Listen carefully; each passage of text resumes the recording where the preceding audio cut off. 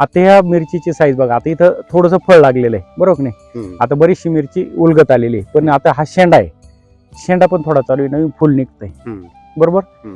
ज्या ज्या शेतकऱ्यांनी लावलं होतं बरं, तुमच्या बरोबर तर ह्या वर्षी टेम्परेचर पण हाय होतं, हाय होतं. खूप जास्त बरोबर. टेम्परेचर असल्यामुळे कोणाचीच मिरची राहिली नाही. बरोबर. मॅक्झिमम 3 तोडे झाले, चौथ्या तोड्याला तरी सगळे प्लॉट सगळ्यांचे. आणि आपले किती खराब तोडे झाले. झालेले आता? आपला हा 9वा झाला. 9वा झालाय. किती टन किंवा म्हणजे किती हे गेला असेल, माल गेला असेल? गेला असेल की एक 8-9 टनाच्या आसपास गेला. किती रोप आहे सर? रोप ही जवळ 7,500 आहे. म्हणजे 7,500 मध्ये 9 टनापर्यंत तुमचं उत्पन्न निघालेलं आहे. आणि प्रॉपर साईज किती, वेट किती निघालं? नाही वेट सर्वात जास्त? नाही खूप वेट खूप छान येतं याला. हम्म. 50 ग्रामच्या आसपास. आणि 50, हाईस्ट 60. साईज?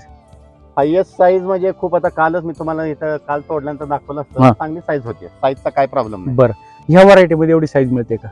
नाही मिळत. बरोबर. पण ह्याला खूप चांगली साईज मला मिळाली. बरं, हे कशामुळे झाले साध्य?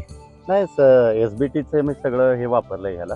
बरं, काय काय वापरलं म्हणजे फर्स्ट टू एंड सर्व ट्रीटमेंट जे आहे आपल्या मिरची उत्पादक सुरुवातीला आपण शेतकऱ्यांना म्हणजे कळायला पाहिजे. ते खतं मी वापरले सगळे. हा बरं, कृषीधन असेल, ग्रीन भूमी असेल. Krishidhan, green Bhoomi, N booster. N booster. Okay.